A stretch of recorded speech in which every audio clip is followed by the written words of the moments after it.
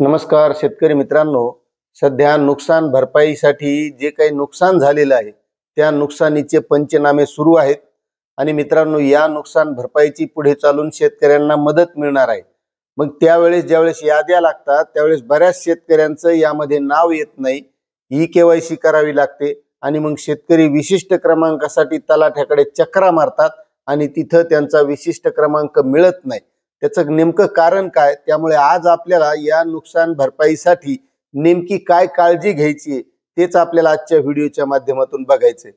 तर शेतकरी मित्रांनो, जे काही आता सध्या अतिवृष्टीमध्ये नुकसान झालेलं आहे, नुकसान झाल्याच्या नंतर आपल्याला महत्त्वाची काळजी घेणं लागत असते की ते सध्या जे पंचनामे सुरू आहेत, तर नुसता आपला पंचनामा झाला म्हणजे आपल्याला पुढे नुकसान भरपाई मिळेल असं कधीच होत नाही।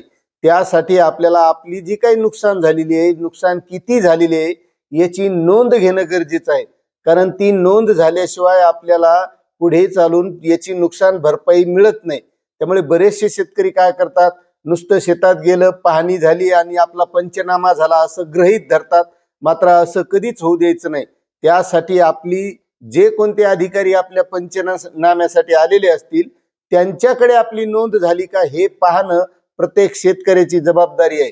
कारण काय होत असतं, पुढे गेल्याच्या नंतर आपल्याला ज्यावेळेस नुकसान भरपाईच्या याद्या लागतात आणि त्या यादीमध्ये आपलं नाव दिसत नाही, मग आपल्याला वाटतं की आपल्याला नुकसान होऊ नये, आपलं नुकसान भरपाईमध्ये नाव का आलं नाही, आणि मग नंतर आपण तलाठ्याकडे, तहसील कार्यालयाकडे किंवा कृषी विभागाकडे चक्रा मारतो की माझं त्या नाव यादीमध्ये का आलं नाही। मात्र त्यासाठी आपल्याला आजच ही काळजी घेणं गरजेचं आहे की आपलं जे काही नुकसान झालंय त्याची नोंद त्या अधिकाऱ्याकडे घेतली का।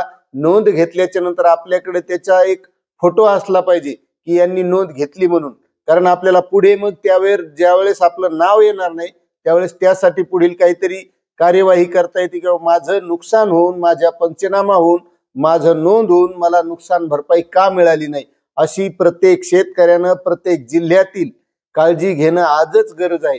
हीच महत्त्वाची अपडेट होती। आपल्याला अपडेट कशी वाटली नक्कीच कमेंट करा। चॅनलवर नवीन असाल तर सबस्क्राईब करा। धन्यवाद।